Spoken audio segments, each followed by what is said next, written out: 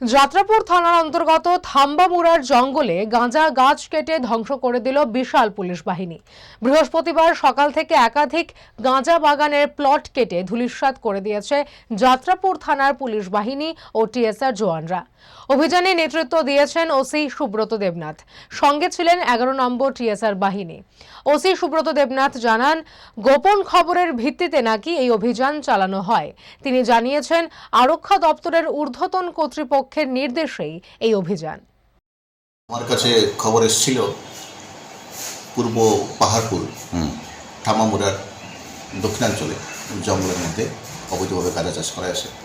সেই খবর ভিত্তিতে আমি আজকে ভোরবেলাই আমি আমার থানার inspector Arup Debbarma, sub inspector Amar Krishna Debbarma, অন্যান্য staff, man and women staff এবং 9 ব্যাটালিয়নের 1 প্লাটুন টিএসআর নিয়ে আমরা বেরিয়ে পড়ি। আমরা ছোটো গাড়ি নিয়ে বেরিয়েছি, বড় গাড়ি যাওয়ার এখানে রাস্তা নেই। তো এখান থেকে প্রায় 10 কিলোমিটার আমরা পূর্ব দিকে যাই। ওইখানে গাড়ির পরে আরও 3-3.5 কিলোমিটার আমরা জঙ্গলের ভিতর দিয়ে, রাবার বাগান এবং জঙ্গলের ভিতর দিয়ে যাই। গিয়ে দেখি না, একদম জঙ্গলের ঠিক গ্যারাডবে, জঙ্গলের মাঝখানে একটা বিস্তীর্ণ ভূমিতে গাঁজা প্ল্যান্ট করা হয়েছে। খবরটা সত্যি।